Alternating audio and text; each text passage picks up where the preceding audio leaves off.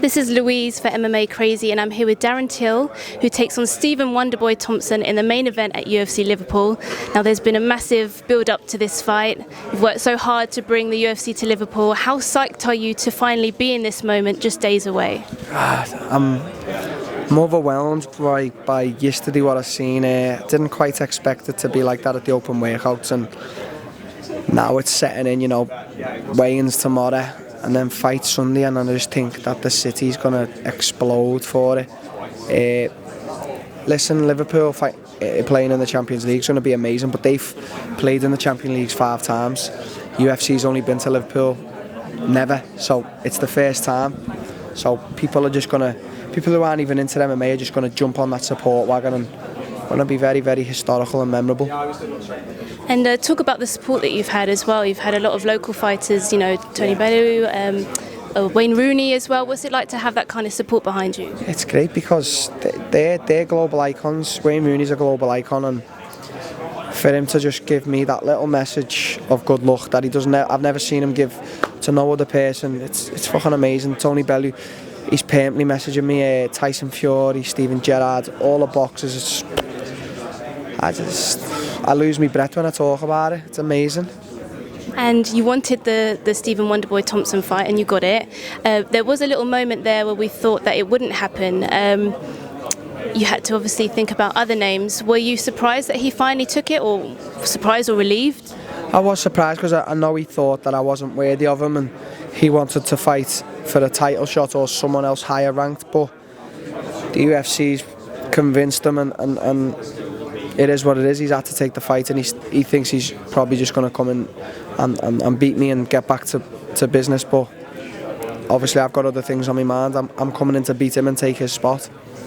And what makes him the perfect opponent for you? Obviously he is #1 ranked in the division, but kind of talk about your styles as well.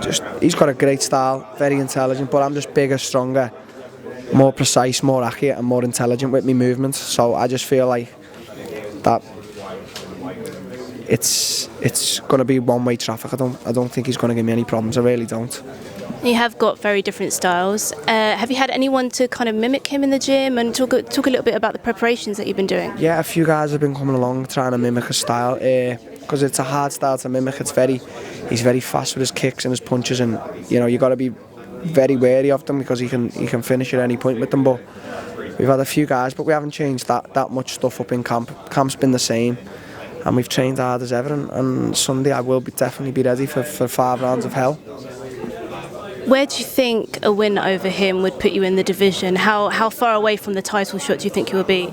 Not so far, but right now I'm still not worried about the title. I'm worried about Stephen. I'm worried about people to stop doubting me. I want people to stop thinking I'm just this one-hit wonder, this kid, whatever. So I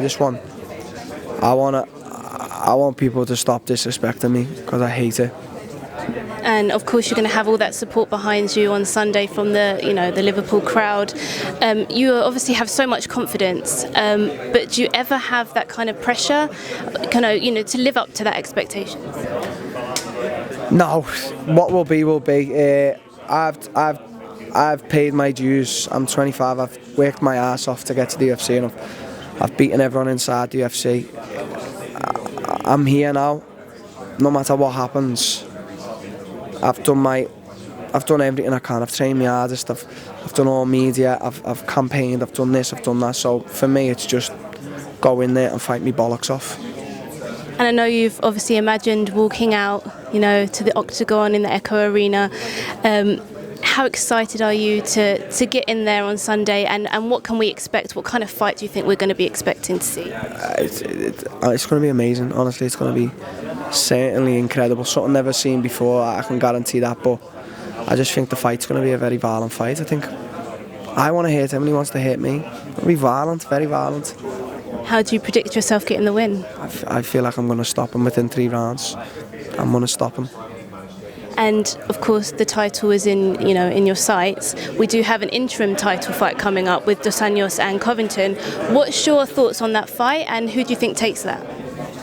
I think maybe Dos Anjos can win, but I don't know. Covington's relentless, so it's a tough one to call. Maybe Covington. I thought Dos Anjos a few weeks ago, but I'm starting to lean towards Covington, so maybe Covington wins. Then if Woodley does come back, he fights Woodley or fights me or Usman. We'll see. And what do you think of Covington? Obviously, you spent a lot of time in Brazil. He's said a lot of negative things about the country and its people. What do you think about that? What's your kind of take on it? I think you can't be playing that type of bad guy when people who know you're a good guy. If he was playing like just, talking shit to fighters, he's just talking all kinds of craziness. So you see people who know him, they say he's not that guy. So automatically the first thing that comes to mind is fake. So he's being fake. So I think maybe if he tones it down a bit, but it's working for him because everyone's talking about him. So it's obviously working, but he's getting a lot of enemies. I suppose he doesn't give a shit, but Okay, well, we look forward to seeing your fight on Sunday. Thank you very much for talking to us.